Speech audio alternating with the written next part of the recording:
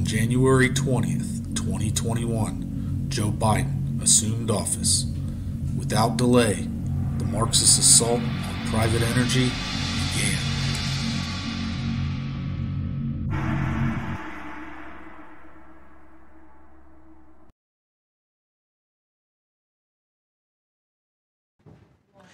President Biden's first order of business on his first day on the job was to immediately reverse some of his predecessors' key policies and agendas. Some of the things we're going to be doing are bold and vital, and there's no time to start like today. With a stroke of several pens, the incoming president then signed more than a dozen other executive orders, the most a president has ever done on his first day. The president also revoked plans for a Keystone XL oil pipeline. Some argue nixing the Keystone Pipeline project and rejoining the Paris Treaty will hurt American workers and further weaken an economy already reeling from COVID. The reality is regulations that are promulgated on the energy industry are going to increase those prices, which are going to have dramatic ripple effects throughout the economy, disproportionately impacting the lowest income families in America. President Biden's going to issue more executive orders today. Edward Lawrence with us now. He's reportedly looking to halt oil and gas leasing and drilling on federal land. Accurate? Exactly. And right now there's a moratorium for 60 days. And sources in the oil and gas industry tell me that as early as tomorrow, the Biden administration will extend that ban on new leases for drilling and fracking on federal lands and waterways for 1 year. Now, that includes offshore drilling. And members of the Independent Petroleum Association worry that specifically in New Mexico, this will crush the industry there and could threaten the energy independence of the United States. Just yesterday, New York City pension funds announced that we'll be divesting $4 billion from fossil fuels. $4 billion. And that comes from two very large elements of our pension system, the New York City employees' retirement system and the New York City teachers' retirement system. Ned Price, the spokesman for the U.S. State Department, has revealed that some 18 companies, European companies, have decided to pull out of Nord Stream 2 amid U.S. pressure. And when I say pressure, I mean sanctions. So far, the United States have been sanctioning the Russians, while the EU firms have remained sort of in the clear.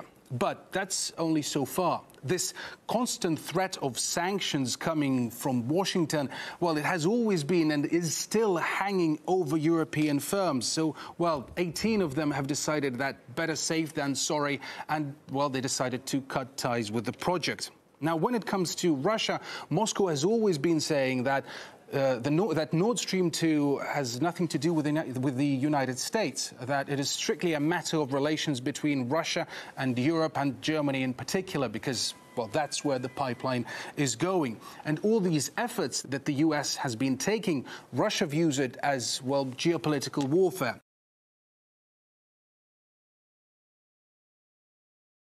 ERCOT's failures during last month's deadly winter blast are now headed to court. CPS Energy today filed a lawsuit against the organization that manages the state's electric grid, claiming it forced utility companies like CPS to erroneously pay sky-high prices during the storm, even after there was no longer an energy shortage. Dylan Collier has more as the finger-pointing continues. And this chart shows the price of natural gas on the spot market, a place you did not want to be as a buyer the week of February 15th. CPS buying gas here has led to natural gas bill alone of just under $700 million for the utility. Thank you all for joining us today. Mayor Ron Nirenberg said the city of San Antonio stands firmly behind its utility company, which today accused ERCOT of breach of contract, negligence, and violating the state's constitution. Nirenberg calling the massive electric bills facing power companies and their customers in the face one of the largest illegal transfers of wealth in the history of Texas. The injustice of imposing an erroneous, excessive, and unlawful costs on San Antonians who suffered during the storm cannot be allowed. CPS President and CEO Paula Gold-Williams today said the utilities bill for natural gas alone during the storm has reduced significantly to under $700 million after $140 million worth of gas purchased by CPS was never delivered. CPS hopes the suit against ERCOT, in part, will keep the utility from having to pay any overages racked up during the storm, an effort to protect its customers down the line. They went through a reliability crisis unlike anything that we had seen before. And ERCOT has already acknowledged that $16 billion of this $20 billion energy bill was an error, and that power companies were forced to pay the maximum price for energy even after scarcity had evaporated. An ERCOT spokesperson today declined to comment on the CPS lawsuit. Dylan Collier, KSAT 12 News. The state's largest electric co-op is taking a financial hit. It's declaring bankruptcy after it says it got a huge bill from ERCOT. Here's KVU's Bob Buckaloo. Brazos Electric Power Cooperative in Waco is the oldest and largest power co-op in Texas. And after it got hit with an electricity bill from ERCOT for over $2 billion, Brazos filed for bankruptcy protection Monday. The co-op said in a statement that bankruptcy was necessary to protect its member co-ops and their more than 1.5 million retail members from unaffordable electric bills as we continue to provide electric service. Electric energy prices skyrocketed during February's winter storms, and Brazos said in court documents that the company had been on solid financial shape beforehand. The Public Utility Commission set the price for wholesale electricity at the maximum, $9,000 per megawatt hour, and that price stayed there for more than 4 straight days. Brazos said in its court filing the consequences of these prices were devastating. Brazos Electric is a wholesale energy provider, serving communities from north of Houston to Lubbock, including the electric co-op in Bartlett, a portion of which is in Williamson County. Some energy experts predict that other Texas electric utilities also may be forced to declare bankruptcy, possibly setting the stage for the state to have to bail them out. Bob Buckaloo, KVUE News. ERCOT's malice toward private energy and natural gas was on full display during Winter Storm Uri. While the storm raged, ERCOT placed a commercial blockade, which is an act of war, on essential resources, causing undue stress and suffering to millions of innocent Texans. They charged full price for natural gas while shortages did not exist, causing energy providers to go bankrupt. Was this all just a terrible mistake, or perhaps an attempt to sabotage private energy and natural gas in the state of Texas? Sally Tallberg was the board chair of ERCOT during Winter Storm Uri. Prior to her placement at ERCOT, she served as a senior consultant to Public Sector Consultants, where she co-led the development of Michigan Saves, a bank whose mission is to replace natural gas and oil with so-called green energy. Needless to say, Ms. Tallberg has extensive ties with many parties vested in the eradication and replacement of natural gas. At what cost to public safety are these market manipulators willing to jeopardize in order to profit from their investments?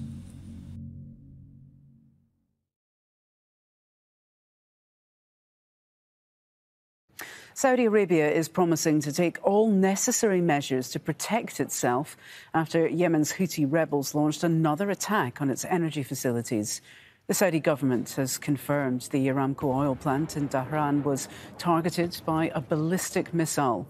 Earlier, a drone hit Ras Tanura ports, one of the world's largest oil shipping ports. In recent months, Houthi forces have displayed their new ability to launch precision-guided missiles against the world's most productive oil field. Where did the Houthis gain this new ability? Have these recent attacks been used as leverage against the world's largest oil company? And who has made gains in the energy sector since this power shift has occurred? It is a well-known fact that Iran supplies Houthi rebels with weapons to fight against Saudi Arabia. What seems to have been forgotten is that in 2016, the the Obama administration gave $1.7 billion in cash to Iran. What was this money used for? And what was the real reason behind John Kerry's visit to Iran in 2018?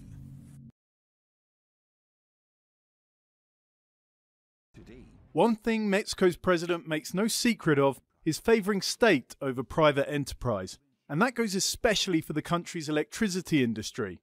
Under his predecessor, it was opened up to private investment. Now he's doing what he can to reverse that. I am convinced that privatization has been a failure. Robbery, looting of Mexico's resources, just to benefit individuals. Thanks to the energy reform, he's pushed through a bill that favors the state company, CFE, to supply the country's electricity and sends private firms to the back of the line. On Wednesday, it became law. López Obrador says it will help give Mexico energy independence.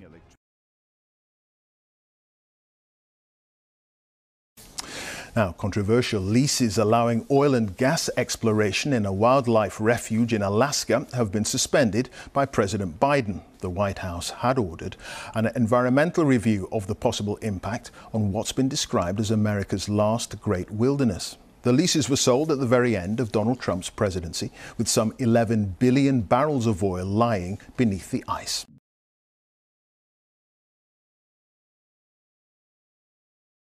This is an NBC News special report. Here's Kate Snow. Good day, everyone. We're coming on the air with significant breaking news. The Pentagon just announcing that the last U.S. troops have withdrawn from Afghanistan, marking the end of America's longest war, nearly 20 years now. It comes shortly after midnight in that region, where it is now August 31st, the last flight departing Afghanistan just about an hour ago. Let me ask a question that everyone is asking. What has the U.S. achieved after 20 years of war? What's the biggest highlight? They removed the Taliban from power to replace them with the Taliban.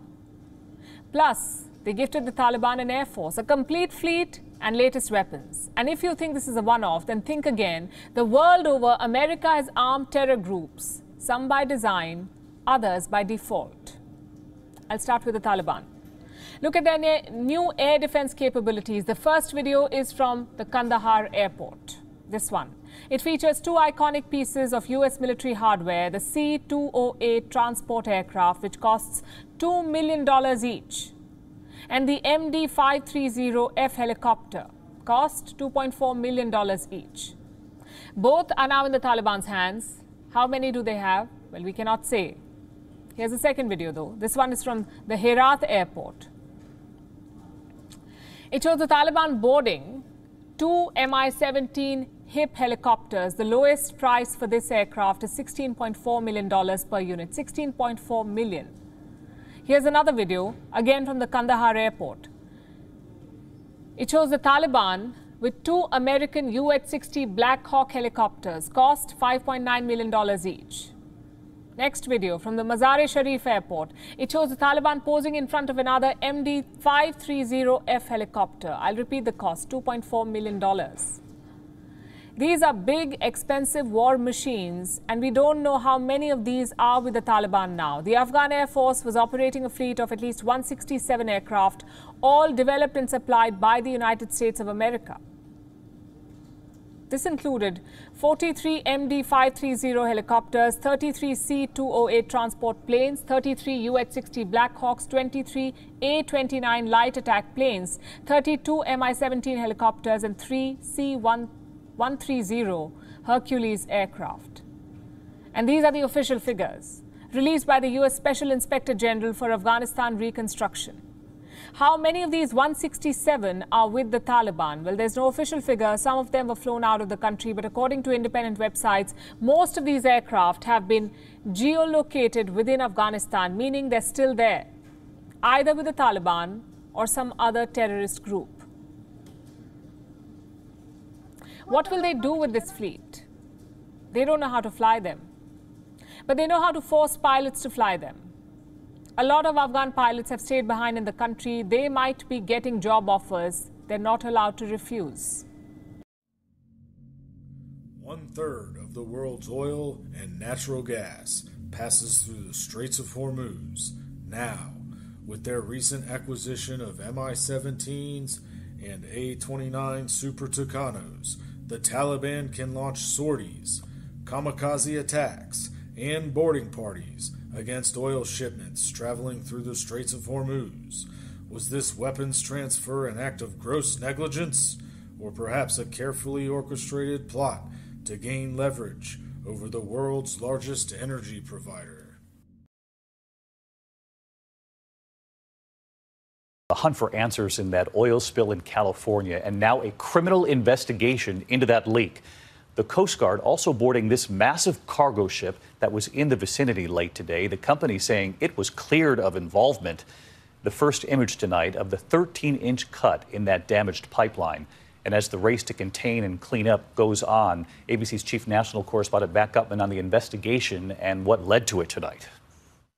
Tonight, authorities launching a criminal investigation into how tens of thousands of gallons of oil leaked into the Pacific Ocean off the coast of Orange County. This, as newly released video, provides a close-up look at the pipeline's 13-inch slit, about 100 feet underwater. But 6 days after the spill, questions and frustration mounting. Russia has been talking about the prospect for that, as the Deputy Prime Minister Alexander Novak has told CNBC the Arctic could be a flashpoint for a new Cold War between Russia and the European Union. This after Brussels tabled proposals this week to ban oil drilling in the Arctic region. Speaking to our colleague Hadley at Russian Energy Week, Novak said such a ban would only worsen the crisis facing Europe's energy market. Good Thursday evening. Today, a California proposal to ban new drilling wells from being built at least 3,200 feet from homes, schools, hospitals, and other locations was announced. 23 ABC's Vanya Patino joining us live in Northeast Bakersfield with what this means for Kern County's residents. Vanya.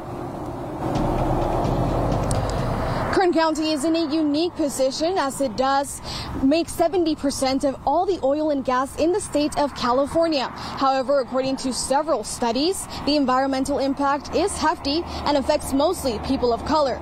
So we have community members who are in favor of it and some opposing it.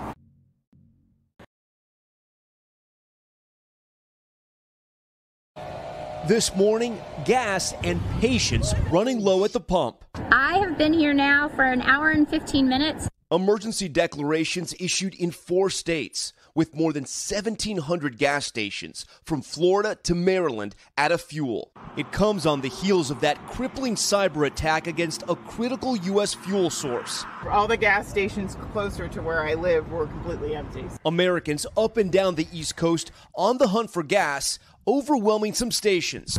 Cars bumper to bumper here in the Carolinas and stretching down streets in Florida. Check out the line. Nationwide, gas prices reaching their highest point in nearly 7 years. But with the Colonial Pipeline still mostly down, the region that relies on the 5,500-mile system for its fuel is feeling an impact. My fear is you have these gas shortages. It's going to cause a lot of problems for people. At some stations in South Carolina on Tuesday, cars were turned away. We're out of gas. And according to Gas Buddy, nearly 40% of Metro Atlanta gas stations are out of fuel. The long lines, though, already causing a domino effect in some cases. The official narrative regarding the Colonial Pipeline attack was that a hacking organization named DarkSide was responsible for carrying out the attack, and indeed, they were. However, the media purposefully withheld a critical part of the story. DarkSide conducts attacks as a service provider on behalf of a client. So, the question still remains, who paid DarkSide to attack the Colonial Pipeline?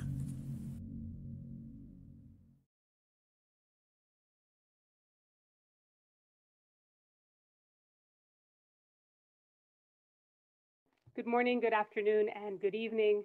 On behalf of the World Economic Forum, I'd like to thank you all for joining us for our first ever virtual Sustainable Development Impact Summit. I'd also like to thank you for joining us for this session and your interest in the topic of ESG and corporate governance. How do we actually take these principles and make them part of our business practices? So without further ado, I will hand over to Professor Klaus Schwab to introduce us. Thank you very much, Maha. We are talking about a substantial shift which is taking place, which is the transition of an economy which is more based on shareholders' value to an economy which is more based on stakeholder responsibility. And the metrics are walking the talk. To add, I would say, a concrete dimension to the stakeholder responsibility. I also would like to mention that this work is part of our Great Reset initiative. The World Economic Forum at the moment is mobilizing all its communities, also in preparation of our annual meeting in 21, related to the definition and design of policies which we have to follow in the post-corona era. It used to be that ESG meant screening out companies that don't comply, but lately activist investors are screening in companies that would be the antithesis of ESG, like big oil, and then pushing for changes. That's what's going on at Exxon right now. A new firm called Engine Number One, led by an under-the-radar hedge fund manager, Chris James, is running a proxy fight seeking to overhaul the business by installing 4 directors to the board. The bulk of their goal is to diversify the business into more clean energy while slashing costs elsewhere to ensure that that sacred dividend is protected. Hedge fund Engine Number One has gained a 3rd seat on the ExxonMobil board of directors. The small fund campaigned on environmental concerns, ESG, of course, the idea that Exxon is simply not doing enough to address that in its business. CEO Darren Woods issued a statement saying he looked forward to working with the new directors. We covered this, of course, last week, and I've been reporting that it was likely that Mr. Karsner, Alexander Karsner, would be added to the board. This is still a preliminary count, but it does appear that is going to be the case, with ExxonMobil at least confirming that. We haven't gotten the final account there, but there's a look at the 3 new directors. Really almost hard to have imagined that this would have occurred. What we saw yesterday from what happened on both sides of the Atlantic was just the sheer power that obviously activist investors do currently have. I mean, the climate change movement and the influence that activist investors have is absolutely huge. I mean, it was just an absolutely humiliating defeat yesterday for ExxonMobil. The fact that a tiny, previously unheard of hedge fund with a tiny stake, it was just 0.02% of the company, managed to oust essentially 2 top executives and put the CEO of the world's largest, well, the Western world's largest oil company in jeopardy. I mean, and forced them to change course. That's absolutely huge. Obviously, Chevron also had a bit of a comeuppance in terms of climate as well. The fact that these 3 things happened, I think, to 3 of the world's biggest oil companies all on the same day, I think really just shows the speed that the climate movement it is moving at, and I think is only going to accelerate from here.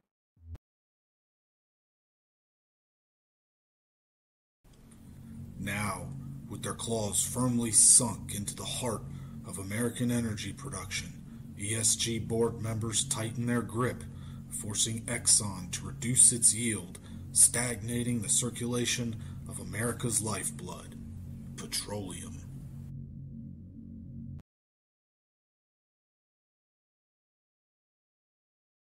Saudi Aramco said it has completed the sale of its 49% stake in Aramco Oil Pipelines Co. for $12.4 billion to a consortium led by Washington-based EIG Global Energy Partners as the world's top oil producer steps up fundraising initiatives. Now, holding a 49% stake in the world's largest oil-producing company, ESG activists at EIG stand ready to starve the world of affordable energy. For a deeper analysis of the threat posed by ESG activists, I spoke with Greg Allison from the Task Force on National and Homeland Security. I'd like to start off by briefly introducing you for the audience. Greg Allison is an avionics engineer at NASA.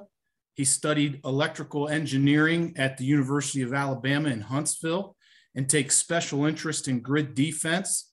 He's part of the Task Force on National and Homeland Security and president of Freedom Restoration Foundation. Now, Mr. Allison, the World Economic Forum has worked with lightning speed to embed their ESG operatives into every sector of our economy. The main target of their assault has been against private energy, primarily oil, natural gas, and coal. Since their deployment, these economic terrorists have been working overtime to manipulate the markets. We have seen dramatic price increases and shortages in everything from food to fuel. In this interview, I'd like to focus on the manipulation in the fuel market.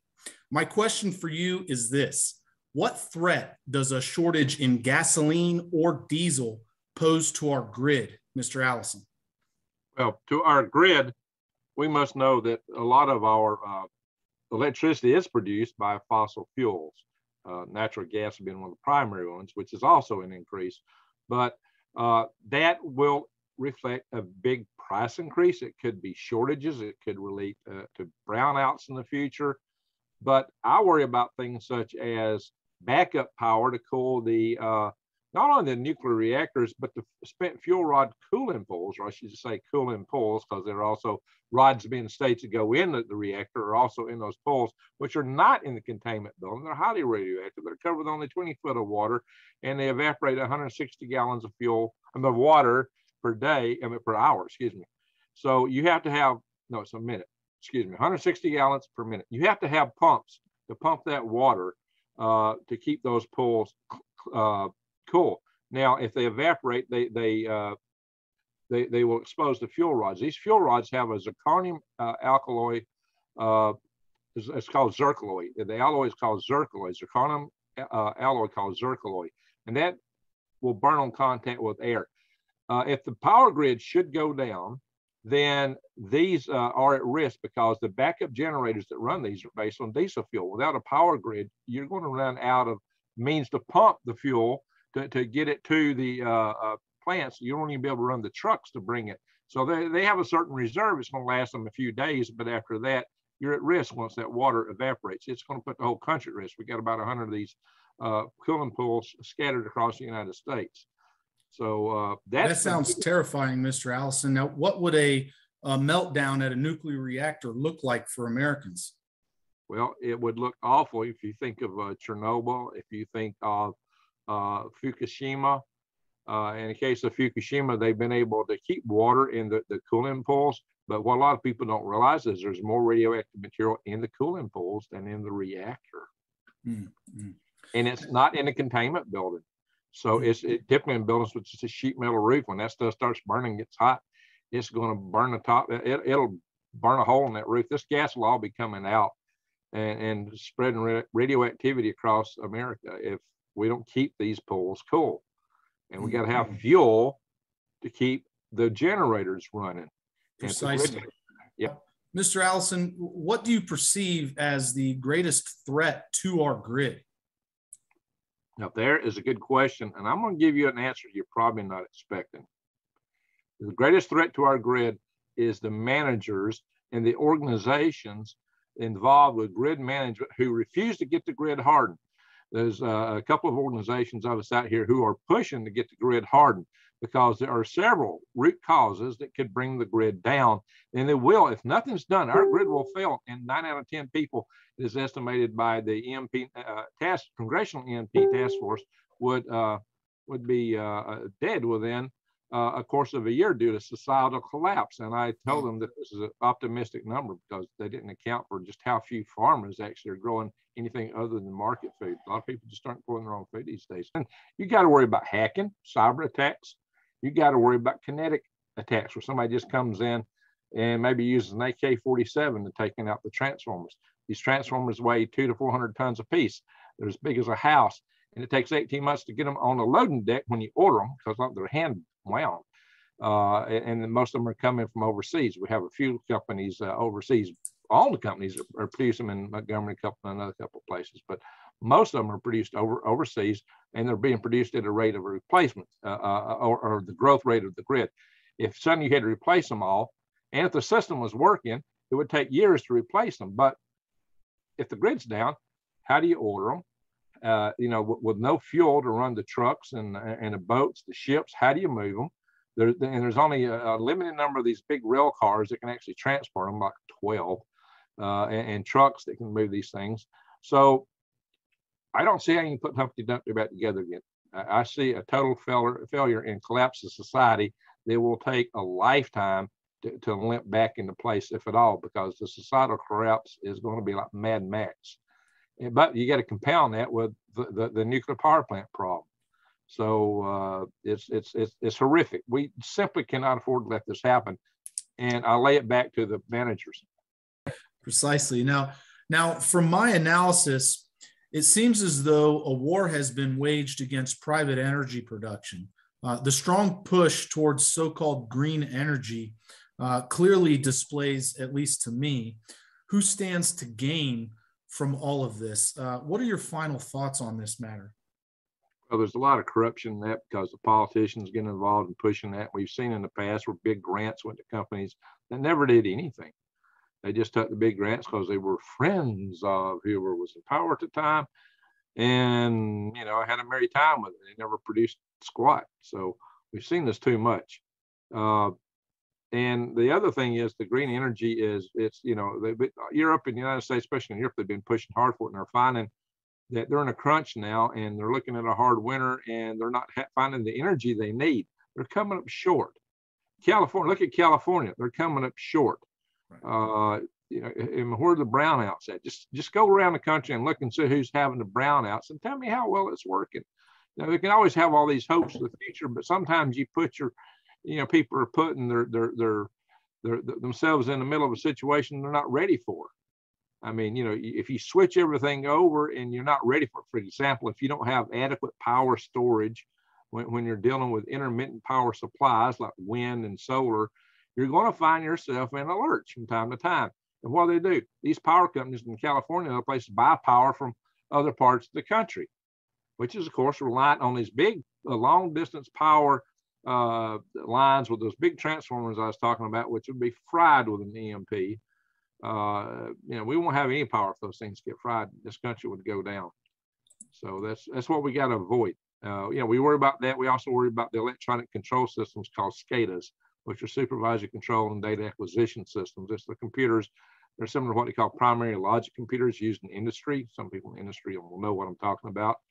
But these things are control systems used for the electric grid, for pipelines, for even big buildings, HVACs and so forth, and big buildings. A lot of infrastructure use these SCADA devices. Right. We saw how vulnerable those devices are during the Colonial Pipeline hack that happened a few months ago. I'd like to get your thoughts on this as well. This is the part of the story that they left out. DarkSide is actually a service provider, and they hack for clients. So that's the part of the story that the mainstream media left out. What are your thoughts on that? Well, that's highly interesting, isn't it? So I wonder who the client was in this case. Precisely. They didn't get no bunch of money. They didn't get no bunch of money out of this deal. There must have been some other objective here. That's what really worries me. Precisely. Here's what we worry about.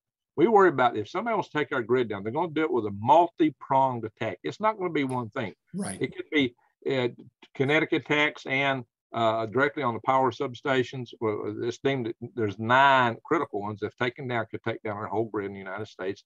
And we're looking at them taking cyber hacks, and you could get an EMP thrown in on top of all this. And they might do this when we get a big solar flare, so everybody will think it's the sun that did it when it was them that did it. Right. So, now, from my analysis, most of the assault on our infrastructure has been with this weapon right here, the pen. And that goes back to my original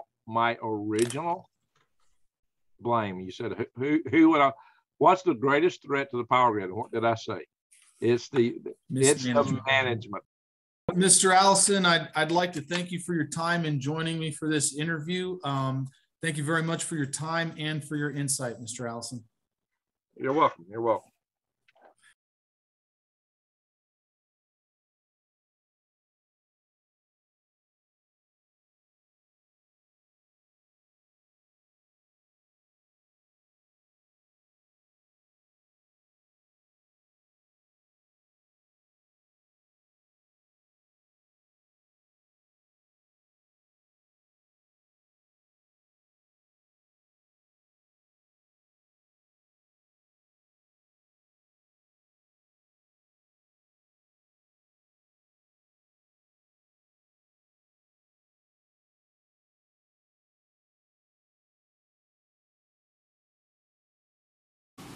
You mentioned the word inflation there. You recently said you have no short-term answer to bring down gas prices, but as you know, it's not just gas prices now. Rents are up. The cost of everyday items are up. Inflation in the U.S. is at a 13-year high. So when specifically should Americans expect those prices to come down?